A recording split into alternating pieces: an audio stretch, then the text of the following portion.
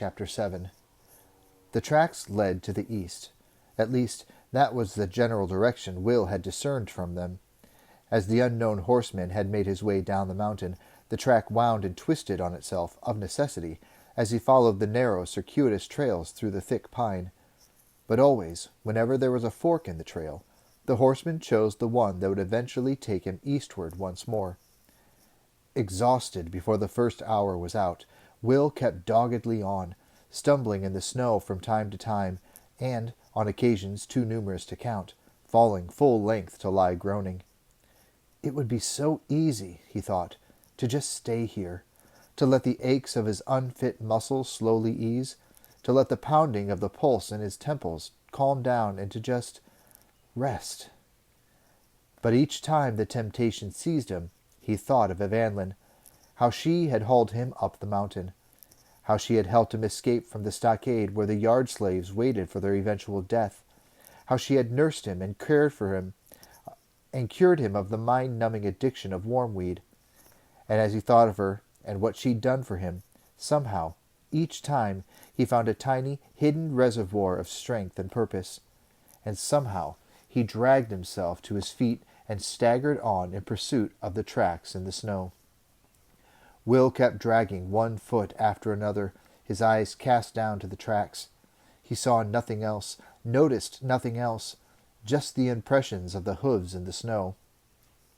The sun dropped behind the mountain, and the instant chill that accompanied its disappearance ate through his clothes, damp with the sweat of his exertions, and gnawed deep into his flesh. Dully, he reflected that he was lucky he had thought to bring the blankets with him. When he finally stopped for the night, the damp clothes would become a potential death trap. Without the warmth and dryness of the blankets to cocoon him, he could freeze to death in his damp clothes. The shadows deepened, and he knew nightfall wasn't far away. Still he kept on, keeping going as long as he could distinguish the scuffed hoof marks in the trail. He was too exhausted to notice the variations in the tracks, the deep troughs dug by the horse's locked-up front legs as he slid down the steeper sections of the path. Those areas were only remarkable to him for the fact that he'd fell down them himself more often than not. He could read none of the subtleties and secret messages that he had been trained to see. It was enough that there was a clear trail to follow. It was all he was capable of. It was long after dark, and he was beginning to lose sight of the tracks now, but he continued as long as there was no possible deviation, no fork in the trail where he might have to choose one direction over another. When he came to a place where he must choose, he told himself, he would stop and camp for the night. He would wrap himself in the blankets. Perhaps he might even risk a small, well-shielded fire where he could dry his clothes. A fire would bring warmth and comfort. And smoke. Smoke? He could smell it. Even as he thought of a fire, pine smoke, the all-pervading smell of life in Skandia, the scented fragrance of the burning pine gum as it oozed from the wood and crackled in the flames. He stopped, swaying on his feet. He had thought of fire, and instantly he could smell smoke. His tired mind tried to correlate the two facts, then realized there was no correlation, only coincidence. He could smell smoke because, somewhere near at hand, there was a fire burning. He tried to think. A fire meant a camp, and that almost certainly meant that he had caught up with Evangeline and whoever it was who had abducted her. They were somewhere close by, stopped for the night. Now all he had to do was find them and what? He asked himself in a voice thickened by fatigue. He took a long swallow from the waterskin that he'd hung from his belt. He shook his head to clear it. For hours now his entire being had been focused on one task, to catch up with the unseen horseman. Now that he had almost accomplished that, he realized he had no plan as to what to do next. One thing was certain. He wouldn't be able to rescue Evangeline by brute force. Swaying with fatigue, almost unconscious, he barely had the strength to challenge a sparrow. What would Halt do? He wondered. It had become his mantra over the past months whenever he found himself uncertain over a course of action. He would try to imagine his old mentor beside him, eyeing him quizzically, prompting him to solve the problem at hand by himself. To think it through, then take action. The well-remembered voice seemed to sound in his ear. Look first. Halt had been fond of saying, "Then act." Will nodded, content that he had solved the problem for the time being. "Look first," he repeated thickly, "then act." He gave himself a few minutes' rest, hunkered down, and leaning against the rough bole of a pine, then he stood erect once more, his muscles groaning with stiffness. He continued on the track, moving now with extra caution. The smell of smoke grew stronger. Now it was mixed with something else, and he recognized the smell of meat roasting. A few minutes later, moving carefully, he could discern an orange glow up ahead. The firelight reflected from the whiteness of the snow all around him, bouncing and magnifying in intensity. He realized that it was still some way ahead and continued along the trail. When he judged he was within 50 meters of the source of light, he moved silently off into the trees, fighting his way through the thick snow that came knee-deep or higher.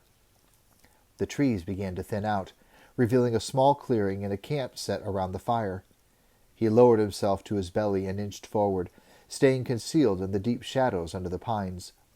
He could make out dome-shaped tents now, 3 of them, arranged in a semicircle around the fire. He could see no sign of movement. The smell of roasting meat must have hung in the still, clear air long after the meat had been eaten, he realized. He started to edge forward when a movement behind the tents stopped him. He froze, absolutely still, as a man stepped forward into the fringe of the firelight. Stocky, dressed in furs, his face was hidden in the shadow cast by the fur hat that he wore. But he was armed. Will could see the curved sword hanging at his waist, and the slender lance that he held in his right hand, its butt planted in the snow.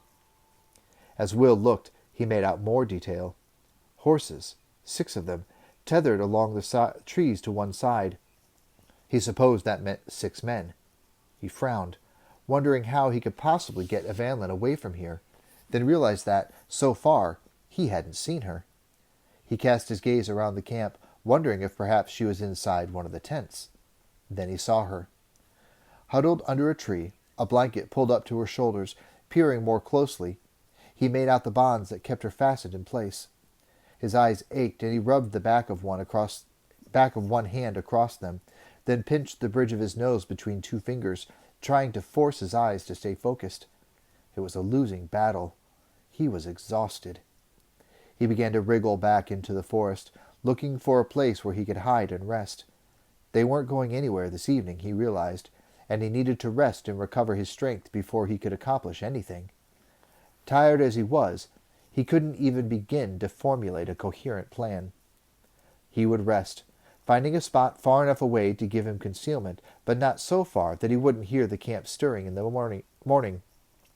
Ruefully, he realized that his earlier plans for a fire were now thwarted. Still, he had the blankets, and that was something. He found a hollow under the spreading branches of a massive pine and crawled into it. He hoped that the horsemen wouldn't patrol around their camp in the morning and find his tracks, then understood there was nothing he could do to prevent it. He untied the rolled-up blankets and hauled them tight around him, leaning against the bole of the massive tree. He was never sure that he didn't fall asleep before his eyes actually closed. If not, it was certainly a close-run thing. Some time after midnight, Evanlyn woke, groaning in agony. The tight bonds were restricting blood flow, and her shoulder muscles were badly cramped. The sentry, annoyed by the noise, loosened the bonds for a few minutes, then refastened her hands in front of her to take the strain off her shoulder muscles. It was a small improvement, and she managed to sleep fitfully until the sound of raised voices woke her. Evanlyn had sensed the antagonism between the 2 warriors the night before, but in the morning it reached crisis point. She wasn't to know it, but this was just the latest in a series of arguments between the 2 men. The small scouting party was one of many that had crossed the border into Skandia. Some weeks previously, Evanlyn had actually seen a member of an earlier party near the hut where she and Will had spent the winter. The man who had captured her, Cheren, was the son of a high-ranking Temujai family. It was the Temujai custom to have their young nobles serve a year as common soldiers before they were promoted to the officer class. Atlan, the commander of the scouting party, was a long-term soldier, a sergeant with years of experience. But, as a commoner, he knew he would never rise above his present rank. It galled him that the arrogant, headstrong Che Ren would soon outrank him, just as it galled Che Ren to take orders from a man he considered to be his social inferior.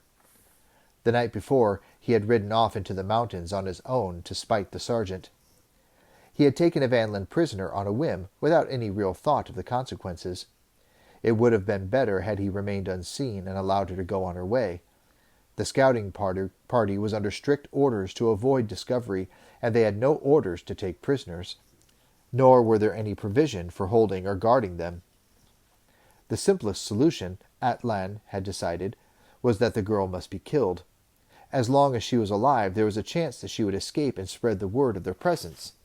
If that happened, Atlan knew that he would pay with his own life. He felt no sympathy for the girl, nor did he feel any antagonism. His feelings about her were neutral. She was not of the people, and so barely qualified as a human being. Now, he ordered Che Ren to kill her. Che Ren refused, not out of any regard for Evangeline, but simply to infuriate the sergeant. Evangeline watched anxiously as they argued. Like the previous night, it was obvious to her that she was the reason for their disagreement. It was equally obvious, as their argument became more and more heated, that her position was becoming increasingly precarious.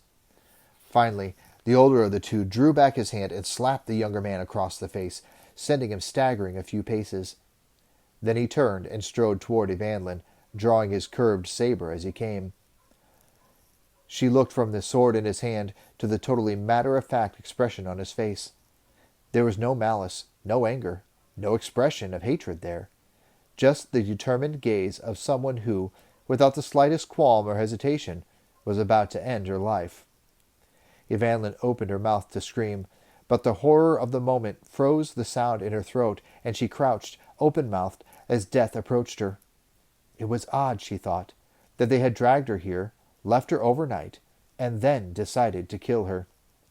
It seemed such a pointless way to die.